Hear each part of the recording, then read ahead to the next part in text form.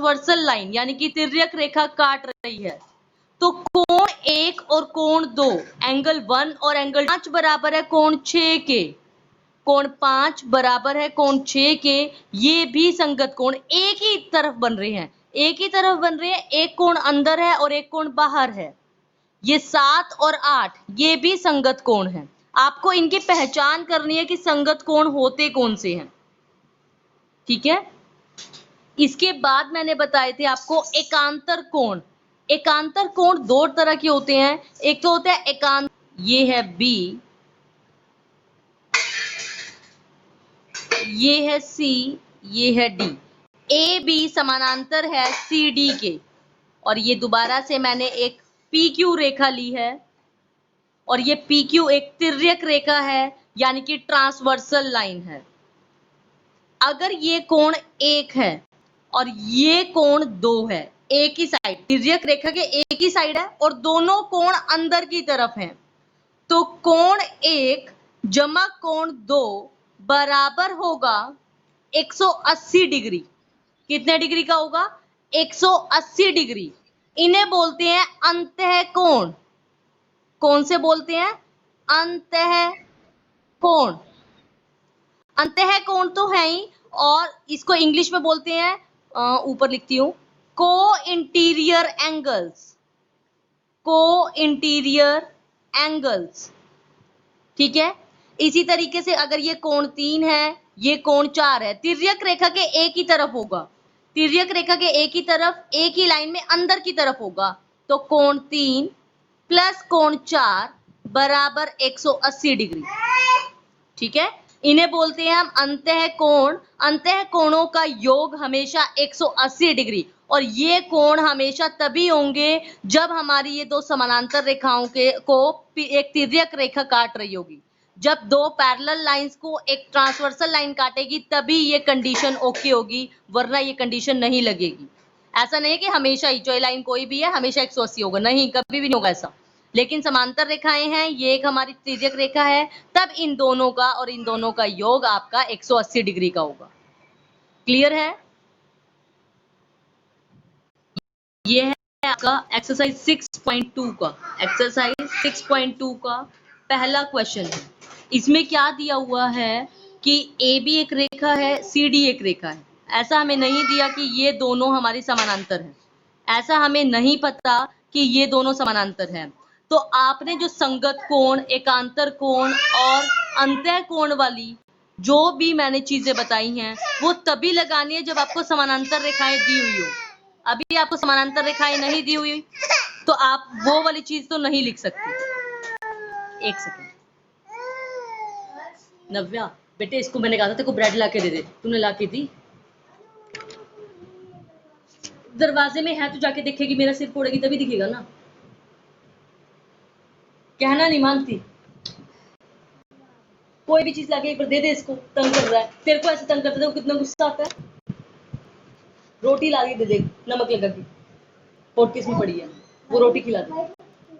है? हाँ हाँ जी। ए बी समानांतर नहीं दी हुई है सी डी की हमें, ठीक है। तो आप क्या करेंगे, यहाँ पर आपको ये 50 डिग्री दिया हुआ है, एक्स नहीं पता, ये 130 डिग्री दिया हुआ है, वाई नहीं पता, ठीक है। तो आपको क्या करना है, जो ये वाला कोण है वो इस वाले कोण के बराबर होगा। क्यों बराबर होगा आप बता सकते हैं?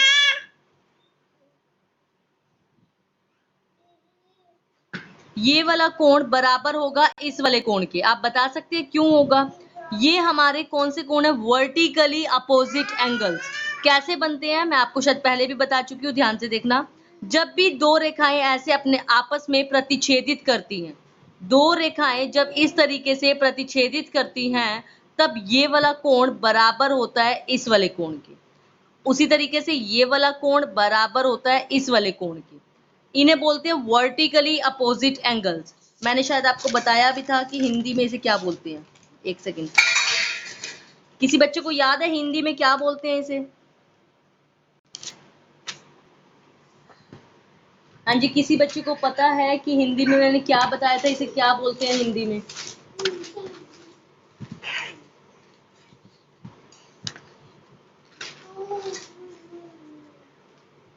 एक सेकंड मैं देख कर ही बता देती हूँ। शीर्षाभिमुख कोण, हिंदी में इसे क्या बोलते हैं? शीर्षाभिमुख कोण, ये वाले कोण, ठीक है, हिंदी में बोलते हैं इन्हें शीर्षाभिमुख कोण।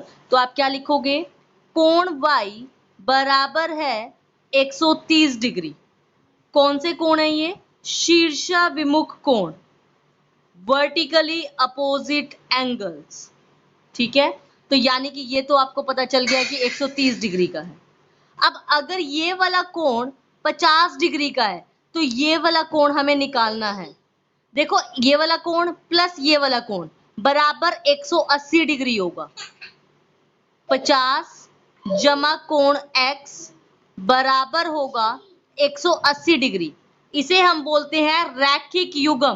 क्या बोलते हैं इसे? रैखिक युग्म, यानी कि लीनियर पेयर, लीनियर पेयर, या फिर आप बोल सकते हैं रैखिक युग्म, ठीक है। और आपको यहां पर x का मान निकालना है। 180 माइनस 50 बराबर 130,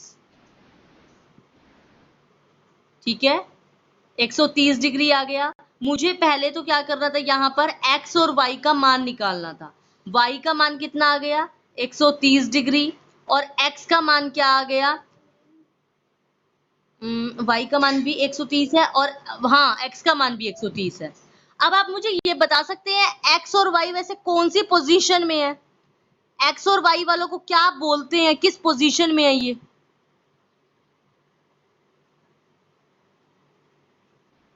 एकांतर अंतः कोण, ऑल्टरनेट, ऑल्टरनेट पोजीशन में है, एकांतर वाली पोजीशन में है, और दोनों के दोनों अंदर की तरफ है लाइन के, समानांतर।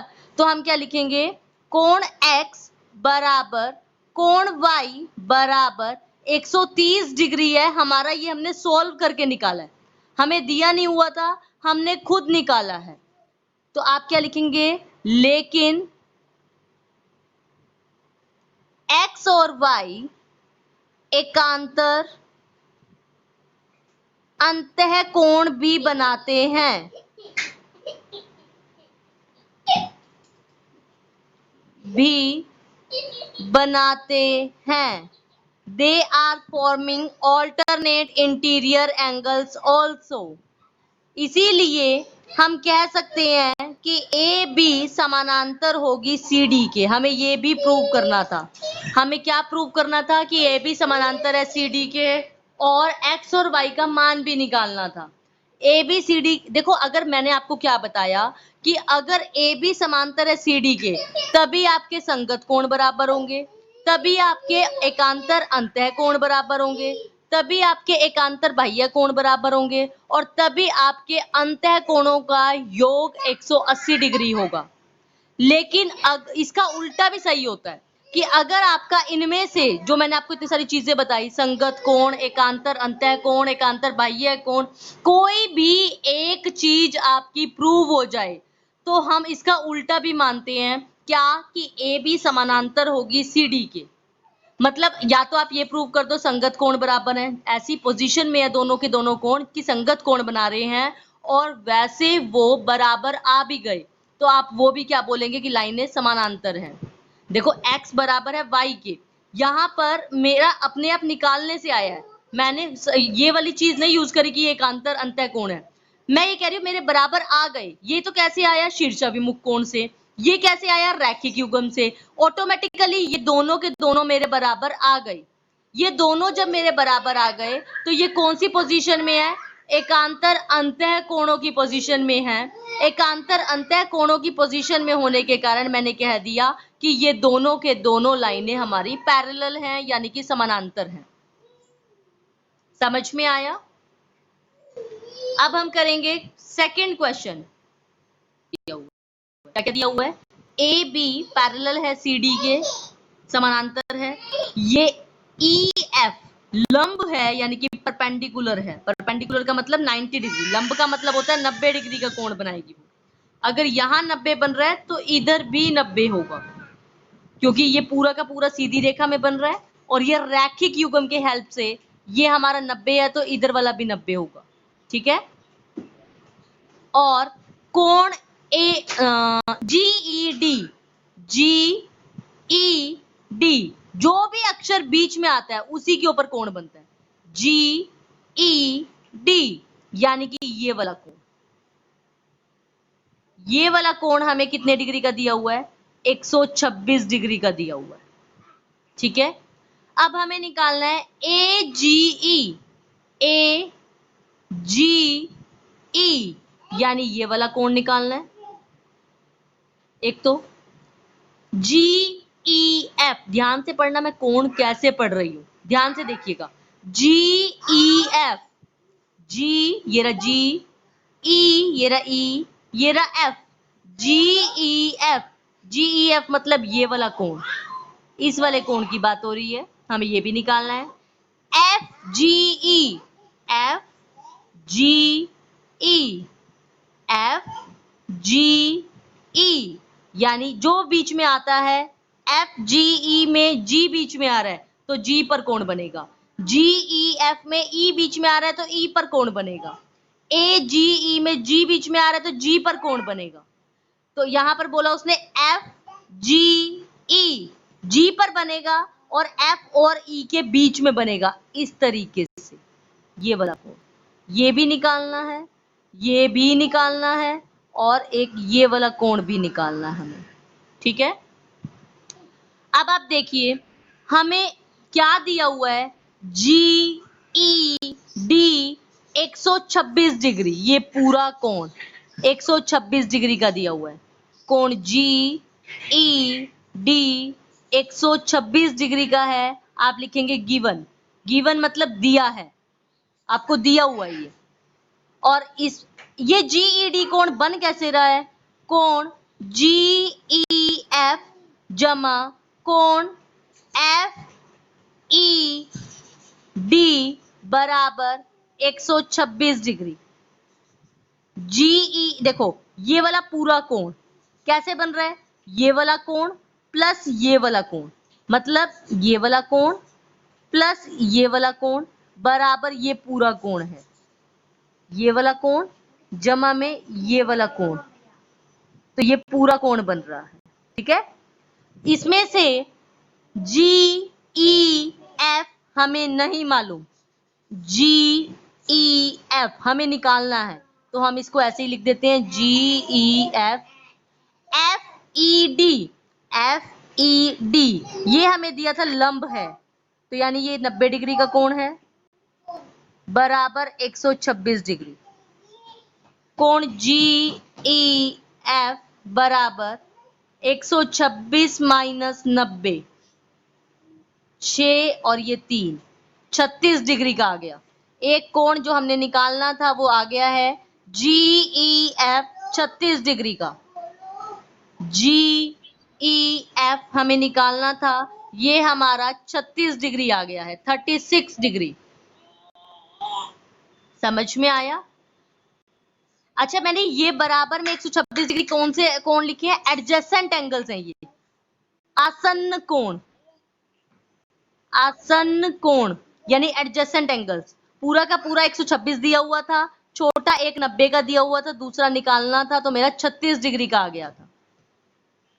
इतनी बात समझ में आई सभी को? अच्छा, एक और चीज देखिए, ये वाली रेखा समानांतर है इस वाली रेखा के, और ये हमारी ट्रांसवर्सल लाइन है यानी कि तिर्यक रेखा है। तो ये वाला कोण और ये वाला कोण, ये वाला कोण और ये वाला कोण, कौन से कोण है ये, एकांतर अंतः कोण, ऑल्टरनेट इंटीरियर एंगल, अंदर की तरफ बन रहे हैं दोनों, और एक तिर्यक रेखा के इस तरफ बन रहा है और दूसरा तिर्यक रेखा के इस तरफ बन रहा है, ठीक है। तो आप क्या लिखेंगे कि कोण AGE, कोण AGE बराबर है कोण GED। AGE और GED कोण बराबर हैं, क्यों बराबर है? क्योंकि ये कौन से कोण है? एकांतर अंतः कोण, ऑल्टरनेट इंटीरियर एंगल्स, एकांतर अंतः कोण। ठीक है, तो इसका मतलब कोण AGE बराबर है कोण GED बराबर है 126 डिग्री, 126 डिग्री।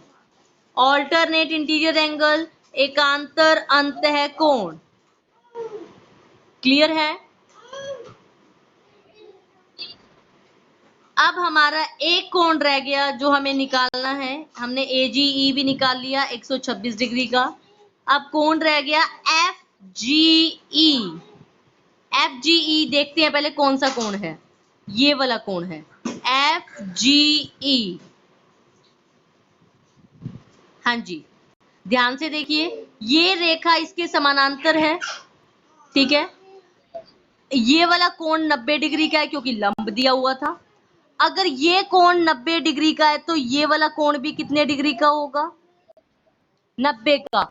एकांतर अंतः कोण, इसे कोण 1 मान लेते हैं हम, तो हम लिखेंगे कोण 1 बराबर है कोण FED बराबर 90 डिग्री, ऑल्टरनेट इंटीरियर एंगल्स, एकांतर अंतः कोण। ठीक है, और FEG यानी कि ये वाला कोण FEG या फिर कह दो GEF, एक ही बात है, वो हमारा आ गया था 36 डिग्री का, 36 डिग्री। कोण FEG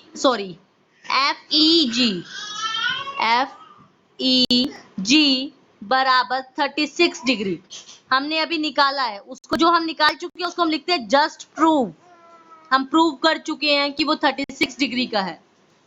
जस्ट प्रूव।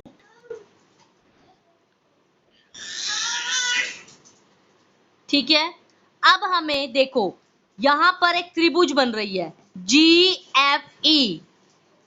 त्रिभुज GFE में आप कोई बच्चा बता सकता है त्रिभुज के तीनों कोणों का योग कितने डिग्री का होता है? ट्राइंगल के तीनों एंगल्स का सम कितना होता है? सम ऑफ, बहुत अच्छे, बड़ा सोच के बताया भाई, बहुत अच्छे, कोई बात नहीं। हाँ जी, कोण 1 जमा कोण FEG जमा कोण FGE बराबर 180 डिग्री।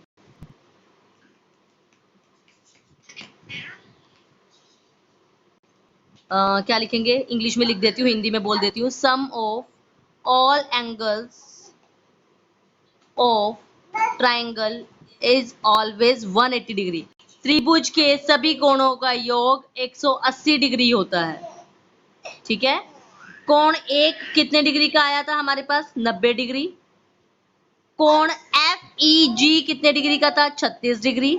और कोण FGE हमें निकालना है, तो आप कैसे निकालेंगे? 126 हो जाएगा इन दोनों का योग, प्लस FGE बराबर 180 डिग्री। कोण FGE बराबर 180 माइनस 126,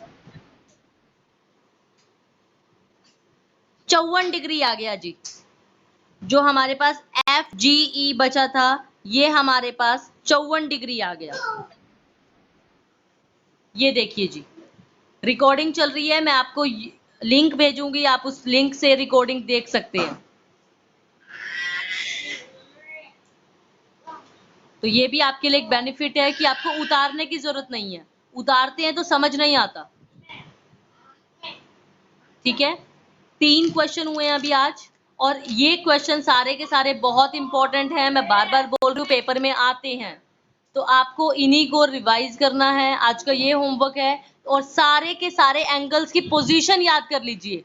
संगत कोण कौन से होते हैं, ऑल्टरनेट इंटीरियर एंगल कौन से होते हैं, ऑल्टरनेट एक्सटीरियर एंगल कौन से होते हैं, अंतः कोण कौन से होते हैं, अंतः कोणों का योग कितना होता है।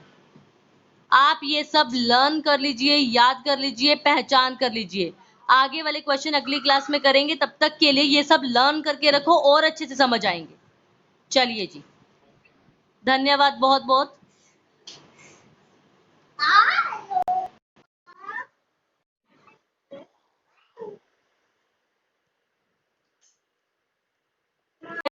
y/z equal to 3/7।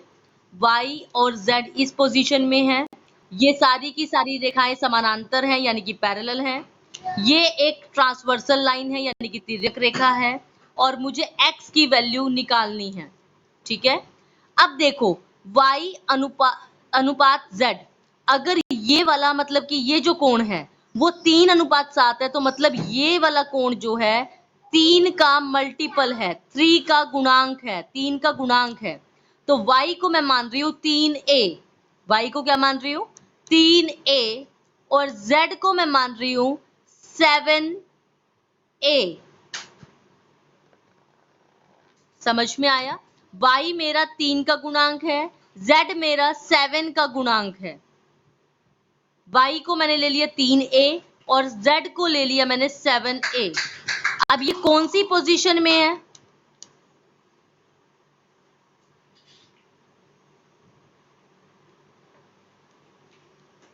अच्छा, एक और बात देखिए, अगर ये वाला कोण 3a है तो ये वाला कोण कितने डिग्री का होगा। अगर ये 3a है तो ये वाला एंगल कितने का होगा, ये भी 3a का होगा। क्यों, क्योंकि ये शीर्षाभिमुख कोण बन रहे हैं यहाँ पर, यानी कि वर्टिकली अपोजिट एंगल्स बन रहे हैं। तो आप इसे कोण 1 मान लीजिए एक बार के लिए। तो आप क्या लिखेंगे, एंगल y प्लस एंगल 1 बराबर 180 डिग्री। सॉरी भाई, सॉरी, एक सेकेंड। कोण y बराबर होगा कोण 1। कौन से कोण है, वर्टिकली अपोजिट एंगल्स, यानी कि शीर्षाभिमुख कोण। शीर्षाभिमुख कोण हमेशा प्रतिच्छेदित रेखाओं में बनते हैं। जब दो रेखाएं हमारी प्रतिच्छेदित होती हैं तब हमारे शीर्षाभिमुख कोण बनते हैं। यानी कि ये कितने का हो जाएगा, 3a का हो जाएगा। कितने का हो जाएगा, 3a का हो जाएगा। ठीक है, अब देखिए कोण 1 जमा कोण z बराबर होगा 180 डिग्री। कोण 1 यानी कि ये वाला कोण, कोण z यानी कि ये वाला कोण, इन दोनों का योग, इन दोनों का सम 180 डिग्री होगा। इन दोनों का सम 180 क्यों होगा, ये होते हैं हमारे को इंटीरियर एंगल्स, यानी कि अंतः कोण। को इंटीरियर एंगल्स यानी कि अंतः कोण। ठीक है, अब इसमें से और हमें क्या पता है, हाँ जी, एक बार के लिए, एक बार अभी इसको यहीं पे रखिए, कोई बात नहीं, इसको भी यूज करेंगे। एक सेकंड रुकिए, हाँ जी ठीक है। कोण 1 हमारा कितना आया है, 3a आया है। कोण 1 कितना आया, 3a, जमा कोण z कितना है, 7a, हमें दिया हुआ था कि वो 7 का गुणांक है, बराबर 180 डिग्री। 7 जमा 3 बराबर 10a बराबर 180 डिग्री, और a का मान आ जाएगा 180/10 यानी कि 18 डिग्री। ठीक है, अभी a का मान आया है, ना तो y का मान आया ना ही z का मान आया, अभी केवल a का मान आया। तो a का मान आप यहां लगाएंगे तो ये क्या हो जाएगा, 18 तिये 54। a का मान जब यहां लगाएंगे, 3a लिखा हुआ है ना, तो ये क्या हो जाएगा, 18 तिये 54, यानी कि कोण y हो जाएगा 54 डिग्री। ठीक है, और कोण z हो जाएगा, कोण z यानी कि ये वाला, ये है 7a, यानी कि 18 सत्ते 126, 18 7 126। ठीक है, अब देखिए, मान लो ये लाइन इसके समानांतर है, मान लो नहीं दिया भी हुआ है, ये लाइन इसके समानांतर है, ये लाइन इसके समानांतर है, तो ये वाली लाइन इसके भी समानांतर होगी। अगर ए बी सी डी के समानांतर है, सी डी ई एफ के समानांतर है, तो ए बी और ई एफ भी आपस में समानांतर होगी ना। ठीक है, तो आप यहां पर यही लिखेंगे, क्या लिखेंगे, ए बी समानांतर है सी डी के और सी डी समानांतर है ई एफ के, तो इसे 1 बना लो, इसे 2 बना लो और लिखोगे समीकरण 1 और 2 से ए बी समानांतर होगी ई एफ के। क्या लिखेंगे आप, ए बी समानांतर होगी ई एफ के। नव्या, समीकरण 1 और, अगर क्लास बंद हो जाती है दोबारा ज्वाइन करेंगे, थोड़े से क्वेश्चन करने हैं अभी हमें। अगर क्लास बंद हो जाती है सभी बच्चों को दोबारा से फटाफट आना है। समीकरण 1 और 2 से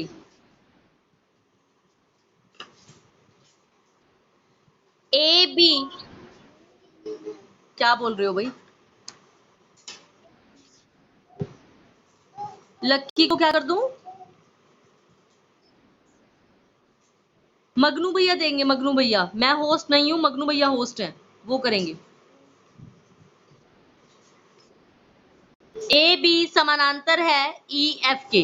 अब देखिए, अगर ए बी हमें पता है समानांतर है ई एफ के, तो आप ये बताइए कोण एक्स और कोण जेड, एंगल एक्स और एंगल जेड कौन से एंगल हैं।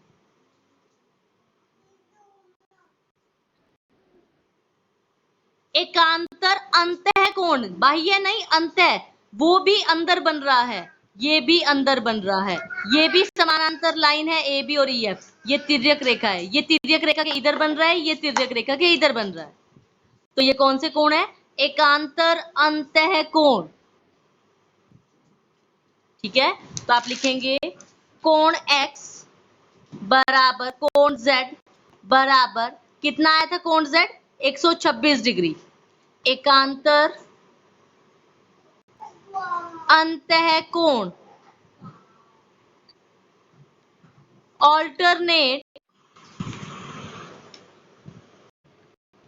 हाँ जी, कौन से कोण है, इनको क्या बोलते हैं, ऑल्टरनेट इंटीरियर एंगल्स,